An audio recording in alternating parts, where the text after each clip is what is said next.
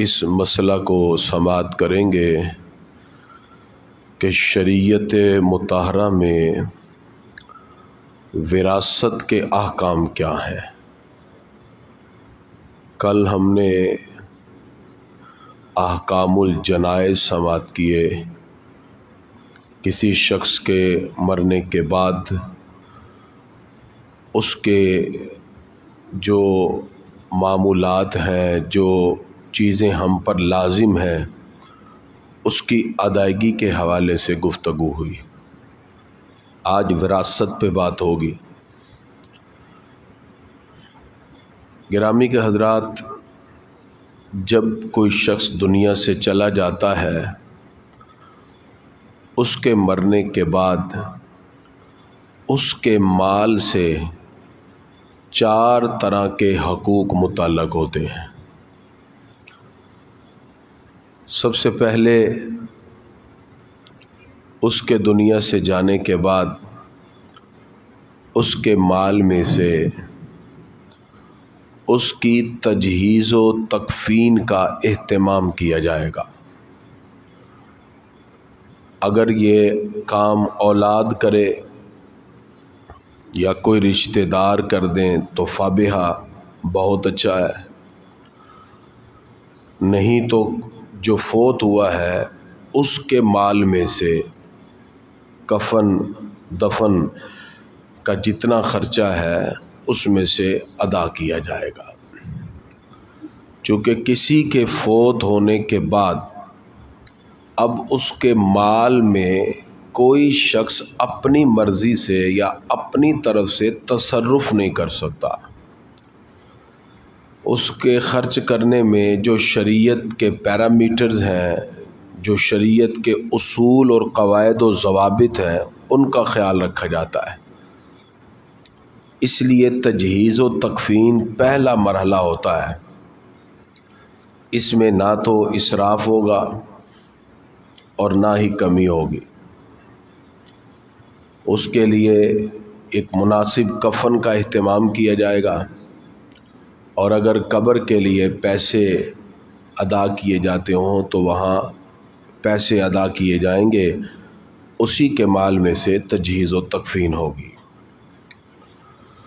تجہیز و تکفین کے بعد اس کے مال میں دوسرا حق یہ متعلق ہوتا ہے، اگر اس نے دنیا میں کسی سے قرضہ لیا ہے تو اس قرض کی ادائیگی دوسرے مرحلے پر ہے۔ قرضہ شہید کا بھی معاف نہیں ہوتا۔ شہید اللہ کی راہ میں پہنچتا ہے، لیکن جو اس نے دنیا میں قرض لیا ہے اس کی معافی اس کے لیے بھی نہیں ہے۔ لہذا جو دنیا میں مرنے والے نے قرضہ لیا، اس کے مال میں سے دوسرا درجہ یہ ہے کہ قرض کی ادائیگی ہو۔ اس لیے انسان دنیا میں اتنا ہی قرضہ لے جتنا اس کے مال میں سے ادا کیا جا سکے، وگرنہ وہ اسی طرح دنیا سے جانے کے بعد بھی قرض ادا نہ کرنے کی وجہ سے قبر کی زندگی میں تکلیف میں مبتلا رہے گا۔ تیسرا مرحلہ وصیت کا ہے۔ دنیا میں کسی شخص نے وصیت کر دی کہ میرے مرنے کے بعد اتنی رقم فلاں ادارے میں، مسجد میں، ہاسپٹل میں جمع کروا دینا۔ اگر تو اس کے کل مال کا وہ 1/3 ہے، تہائی حصہ، تو پھر تو اس کو 1/3 کے مطابق اس کی وراثت میں، اس کے پیسے میں سے وصیت کو جاری کر دیا جائے گا۔ اور اگر اس کی وصیت 1/3 سے زیادہ ہے تو بھی صرف 1/3 میں ہی وراثت جاری ہوگی، اضافی میں وصیت کا اجرا نہیں ہوگا۔ وصیت کا چونکہ پورا کرنا ضروری ہے، اور یہ ثلث میں ہوتی ہے، یعنی 1/3 سے زائد نہ ہو۔ شریعت نے وصیت کے لیے بھی پیرامیٹر مقرر کر دیے۔ چوتھے مرحلے پر اب جو مال بچ گیا وہ میت کے ورثاء میں تقسیم ہو جائے گا۔ جیسا کہ فوت ہونے والا ایک شخص ہے، اس کی بیوہ ہے تو بیوی کو 8واں حصہ مل جائے گا اگر اولاد ہے، اسی طرح باقی بیٹوں کو 2/3، بیٹیوں کو جتنا جتنا ملا ہے اس سے دگنا بیٹوں کو دے دیا جائے گا۔ اس طرح تقسیم اس کی ہو جائے گی۔ گرامی کے حضرات، اب یہاں چند امور شرعی طور پر سماعت کیجیے۔ وراثت کوئی اختیاری چیز نہیں ہے، بلکہ جیسے کوئی شخص دنیا سے جاتا ہے، اس کے مرنے کے بعد اس کے مال میں سے یہ حقوق متعلق ہو جاتے ہیں۔ اس لیے کوئی اپنی مرضی سے کمی بیشی کے ساتھ وراثت کی تقسیم نہیں کر سکتا، یہ ترکہ ہے۔ ہاں، اگر کوئی دنیا کے اندر ہی کسی کے بارے میں وصیت کر گیا یا کسی ایک کو اس نے دنیا میں ہی کوئی دکان کوئی مکان اس کے نام لگا دیا، اسے ہبہ کہتے ہیں، وہ اسی کا ہے، لیکن اس کے لیے ضروری ہے کہ پھر اس کے ڈاکومنٹیشن وغیرہ دنیا میں ہی وہ بنا کے دے کے جائے۔ اگر بعض زبانی کلامی ہو تو اس کی پھر شرعی حیثیت کچھ نہیں ہے۔ جناب سیدنا حضرت ابو بکر صدیق رضی اللہ تعالیٰ عنہ نے اپنی بیٹی حضرت عائشہ صدیقہ طیبہ طاہرہ رضی اللہ تعالیٰ عنہ کو وادی غابہ کا ایک باغ ہبہ کیا۔ یہ موطا امام مالک میں روایت موجود ہے، لیکن ان کی بیٹی نے اسے اپنے نام نہیں کروایا، یہاں تک کہ آپ کا وصال کا وقت قریب آ گیا۔ آپ نے اپنی بیٹی سے کہا کہ اب میں دنیا سے جانے والا ہوں، وہ باغ میں نے آپ کے نام کیا تھا اور آپ نے اس پہ قبضہ ہی نہیں کیا، اپنے نام نہیں کروایا، میرے دنیا سے جانے کے بعد اس کو اپنے بھائیوں اور 2 بہنوں میں تقسیم فرما دینا۔ انہوں نے عرض کیا کہ میری تو ایک ہی بہن ہے، 2 بہنیں کون سی ہیں؟ اور میری زوجہ حاملہ ہے، میرے مرنے کے بعد ایک اور بیٹی پیدا ہوگی، وہ تمہاری بہن ہے اور وراثت میں ان کو بھی حصہ دے دینا۔ یہ جناب صدیق اکبر رضی اللہ عنہ کا علم ہے، جو جانتے ہیں کہ میرے مرنے کے بعد ایک بیٹی کی ولادت ہوگی۔ تو گرامی کے حضرات، اس سے پتہ یہ چلا کہ وراثت کی تقسیم کے اندر جو بچہ کسی شخص کے مرنے کے بعد بھی پیدا ہو، اسی کی اولاد میں سے ہو، تو اس طرح وراثت میں اس کو شامل کیا جاتا ہے۔ اور یہ بھی پتہ چل گیا کہ اولاد کو اگر کوئی الگ سے چیز ہبہ کی جائے، گفٹ کی جائے، کوئی دکان مکان اس کو، تو اس کا دنیا میں ہی اپنے نام لگانا ضروری ہے۔ زبانی کلامی صرف باتیں ہی ہوں تو اس سے اس کی جو ہے ملکیت ثابت نہیں ہوگی۔ اسی طرح عموماً جہیز کو وراثت کے قائم مقام قرار دے دیا جاتا ہے، یعنی کوئی شخص فوت ہو گیا، اس کی بیٹیاں بھی ہیں، بیٹے بھی ہیں۔ اب جب وراثت کی بات آتی ہے تو بیٹے کہہ دیتے ہیں بہنوں کو کہ تمہیں تو ابو نے جہیز دے دیا تھا، بس وہی وراثت ہے، وہی سب کچھ ہے۔ ایسا نہیں ہے، والد نے اپنی زندگی میں جو کچھ دیا تھا وہ ہبہ ہے، تحفہ ہے، وراثت نہیں ہے، لہذا جہیز وراثت کے قائم مقام نہیں ہوگا۔ وراثت الگ سے ہے، اس کے ترکے کا حصہ متعین ہوتا ہے اور وہ مرنے کے بعد ہوتا ہے۔ بعض لوگ کہتے ہیں دنیا میں جی میں وراثت بانٹ دوں، دنیا میں وراثت نہیں ہوتی، دنیا میں تو آپ جو تقسیم کر رہے ہیں وہ آپ کا ہبہ ہے، اس کو طریقے کے ساتھ آپ تقسیم دنیا میں کر سکتے ہیں، لیکن اس کے بعد پھر آپ کی پراپرٹی، کوئی پیسہ، بینک بیلنس جو بھی باقی رہتا ہے وہ سارے کا سارا اسی طرح وراثت کے جو شرعی پیرامیٹرز ہیں ان کے مطابق تقسیم کیا جائے گا، اس کے اندر کسی کو اختیار نہیں۔ اسی لیے یہ سارے احکام اپنی اولادوں کو سکھانا ضروری ہے تاکہ مرنے کے بعد وہ آپس میں دست و گریبان ہی نہ رہے۔ جس کا جو شرعی حصہ بنتا ہے وہ خود بخود اس کی ملکیت کی طرف منتقل ہو جاتا ہے۔ شریعت نے ہر چیز کو بالکل واضح طور پہ ذکر کیا ہے۔ انسان کے دنیا سے جانے کے بعد ہی یہ چیزیں متعلق ہوتی ہیں۔ اسی لیے جو بندہ دنیا سے چلا گیا اس کے پیسے میں سے کل کا ختم دلانا، 40ویں کا ختم دلانا یہ جائز نہیں ہے، کیونکہ وہ تو وارثوں کا حق ہے۔ ہاں کل شریف، ختم شریف، 40واں برسی یہ اولاد کا حق ہوتا ہے، یہ اپنی جیب سے اپنے والدین کے لیے ایصال ثواب کریں، نہ کہ وارثوں کے پیسوں میں سے۔ تو یہ بڑا اہم ترین مسئلہ ہے، لوگ وارثوں کا مال لوگوں کو کھلا رہے ہوتے ہیں پکا کے دے کے، تو یہ تو درست ہی نہیں ہے۔ وہ تو وارثوں کا مال ہے، جو دنیا سے چلا گیا اس کی رقم جو ہے صرف شریعت کے پیرامیٹر کے علاوہ کہیں اور تک خرچ کی ہی نہیں جا سکتی۔ لہذا ایصال ثواب جتنا مرضی آپ عالی شان کریں، لیکن اس کے لیے آپ اہتمام خود اپنی جیب سے کریں، نہ کہ وارثوں کے مال میں سے کریں۔ جو ورثاء کا مال ہوتا ہے اس کا 1 روپیہ بھی آپ شریعت کے مقرر کردہ اصول کے ہٹ کر خرچ نہیں کر سکتے۔ جیسے وہ اصول میں نے بتا دیا، سب سے پہلے جو فوت ہوگا اس کے پیسے میں سے قبر کا اور کفن دفن کا اہتمام ہے، یہ جو اہتمام تجہیز و تکفین جسے ہم کہتے ہیں، اس پہ خرچہ ہوگا۔ اس میں بھی اضافی طور پر خرچہ آپ نہیں کر سکتے۔ اس کے بعد اس کا قرضہ ہے، جو دنیا میں لیا وہ قرضہ اس کا ادا کیا جائے گا۔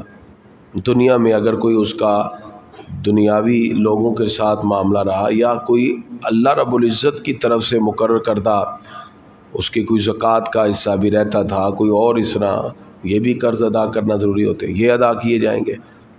اور اس کے بعد پھر تیسرے مرحلے پر اگر وصیت ہے تو 1/3 میں اس کے بعد ڈائریکٹ وارثوں کی طرف مال منتقل ہو جاتا ہے۔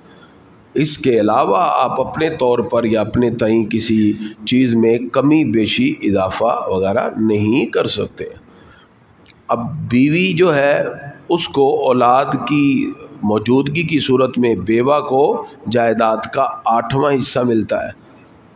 اب اولاد موجود ہے، اس کی موجودگی میں بیوی کو 8واں حصہ۔ اب 8ویں حصے سے آپ آگے پیچھے بالکل کر ہی نہیں سکتے۔ کسی طرح اللہ رب العزت نے بیٹی کا حصہ جو 1 رکھا، اس میں بیٹے کے لیے 2 رکھا، کیونکہ عورت جو ہے وہ کئی جگہ سے وراثت پاتی ہے۔ یہ اسلام نے اس کی عظمت اور اس کے شرف کو بلند رکھا۔ عورت جو ہے یہ اپنے شوہر کی وراثت بھی پاتی ہے، اپنے باپ کی وراثت بھی پاتی ہے، اسی طرح اپنے بیٹے کی وراثت بھی پاتی ہے۔ اگر اس کے بھائی کی اولاد نرینہ نہ ہو تو بھی پھپھو ہونے کی حیثیت سے اس کو وراثت ملتی ہے۔ اولاد ہوگی تو پھر اولاد کی طرف منتقل ہوگی، وگرنہ مرنے والے کے بہن بھائیوں کی طرف منتقل ہو جاتی ہے۔ تو اس طرح یہ ذہن میں رکھیں۔ آج کل کچھ لوگ کسی کے فوت ہو جانے کے بعد شوہر کی جائیداد یا کوئی پیسہ وغیرہ بینک میں جمع کروا دیتے ہیں، کسی اسکیم کے تحت جمع کروا دیتے ہیں اور ترکے کو تقسیم نہیں کرتے۔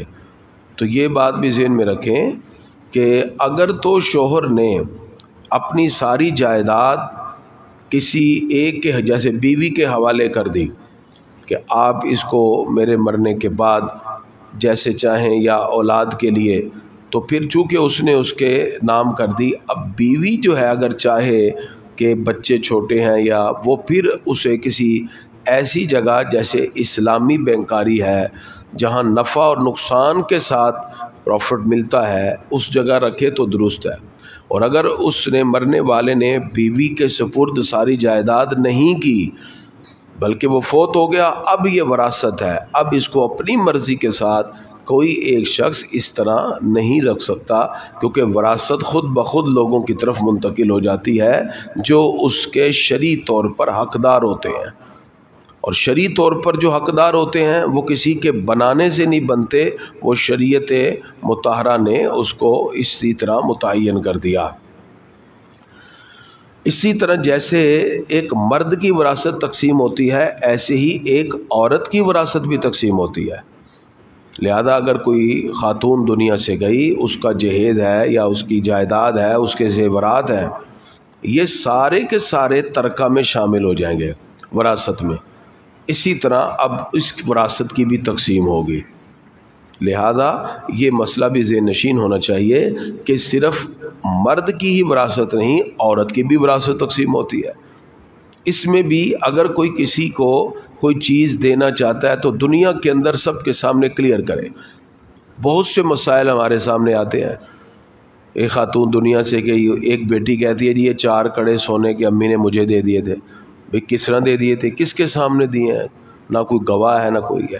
تو ایسے کہنے سے کچھ نہیں ہوگا۔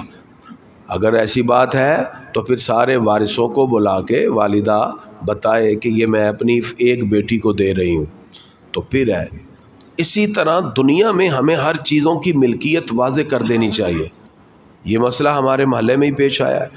ایک نوجوان وہ کہتا ہے جی میں نے پیسے کمیٹیاں ڈال کے اکٹھے کیے مکان کے لیے، کوئی 70-80 لاکھ کا مکان تھا۔ کہتے جس وقت لینے کے لیے گئے ہم مکان، تو میں نے کہا ابا جی کوئی بات نہیں، آپ اپنے نام کروا لیں۔ کہتے میں نے ویسے استحساناً کہا، تو وہ والد صاحب کے نام مکان ہو گیا۔ مکان اب والد صاحب کے نام ہے۔ ایک روپیہ جوڑ کے بیٹے نے اب وہ مکان بنایا۔ تھوڑی دیر بعد، کچھ دنوں کے بعد والد صاحب کی ڈیتھ ہو گئی۔ اب جناب جی وہ سارے بھائی بہنیں جی ہمیں بھی وراثت دیں۔ انہوں نے کہا جی وراثت کس کی ہے؟ تو میں نے ایک روپیہ جوڑ کے مکان بنایا۔ کہتے جی رجسٹری باپ کے نام ہے۔ اب وہ لاکھ شور مچاتا رہا، لیکن شریعت کے مطابق اب وہ وراثت میں ہی تقسیم ہوگا، کیونکہ وہ کس کے نام ہے؟ والد کے نام ہے۔ تو اس میں دونوں پہلوؤں کو مد نظر رکھنا چاہیے۔ ایک تو والد کی بھی ذمہ داری تھی، جب ان کو پتہ تھا کہ یہ سارے پیسے میرا بیٹا خود جوڑ کے کمیٹیاں ڈال کے اکٹھے کر کے کر رہا ہے، تو وہ اسی کے نام لگوائے کیونکہ ہے ہی اسی کا۔ اب دوسری طرف یہ پہلو تھا کہ اس مقام پر اب ان کو یہ چاہیے تھا کہ اگر انہوں نے ادب کے لیے کہہ دیا، ریکویسٹ کر دی، تو والد یہ ساری چیزیں کلیئر کرتا کہ یہ میرا اس میں کچھ نہیں ہے، ٹھیک ہے انہوں نے ادب کے پیش نظر رکھا ہے، یہ سارے کا سارا بیٹے کا ہی ہے۔ لیکن اب چونکہ شرع کا مسئلہ ہوگا تو ہم نے تو ظاہر کو دیکھنا ہے۔ تو ظاہر میں چونکہ مکان والد کے نام ہے، تو اب وہ وراثت کے طور پر ہی تقسیم ہوگا، اگرچہ والد کا اس میں 1 روپیہ بھی نہیں ہے، وہ ایک ہی بیٹے نے بنایا ہے۔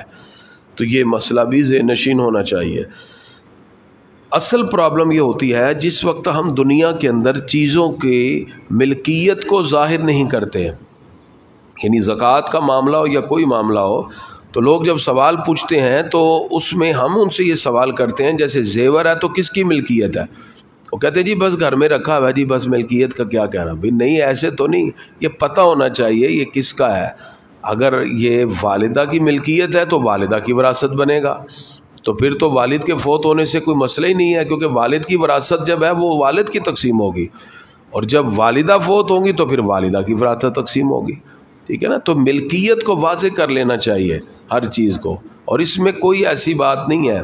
بعض لوگ تو سوال اٹھانا شروع ہو جاتے ہیں، دیکھیں جی یہ لوگوں نے ابھی وراثت تقسیم شروع کر دی ہے، اس میں تو شرعی مسئلہ ہے یہ، یعنی دنیا کے اندر اگر اختلافات حد سے زیادہ بڑھتے ہیں، اس کی وجہ یہ ہے کہ جب ہم شریعت کے دامن کو چھوڑ دیتے ہیں۔ جب حکم شرع یہ ہے کہ آپ ہر چیز کو اس کے مطابق تقسیم کیا جائے۔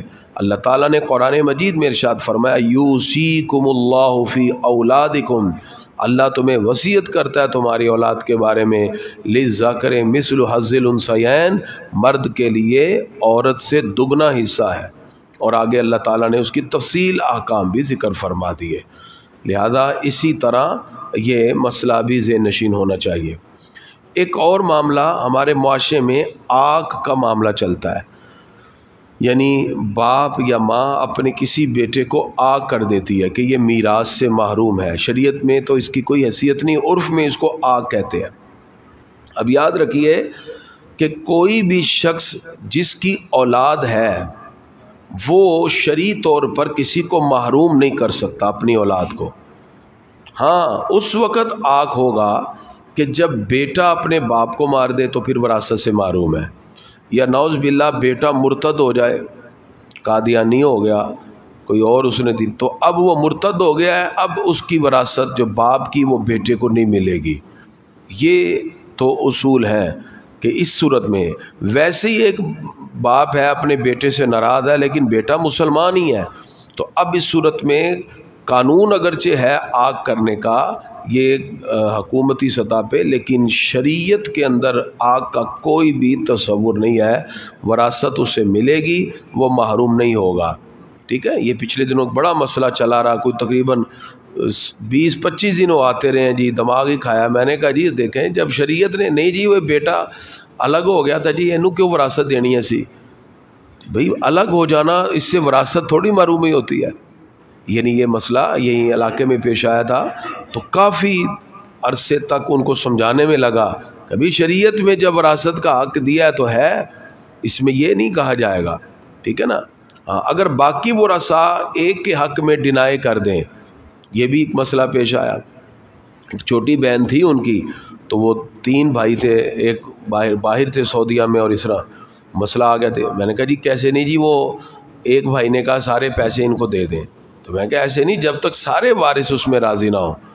تو پھر سارے وارثوں سے بیان حلفی لیا اور لکھنے کے بعد پھر وہ سارے پیسے اس بیٹی کی شادی میں چھوٹی بہن جو ان کی تھی لگائے۔ اس طرح بھی ہو سکتا ہے، لیکن وہ ورثاء کی رضا ضروری ہے، یہ نہیں کہ وارثوں کو پتہ ہی نہ ہو اور آپ پیسے باہر سے کسی ایک کو دے دیں، یا ایسا جائز نہیں ہے۔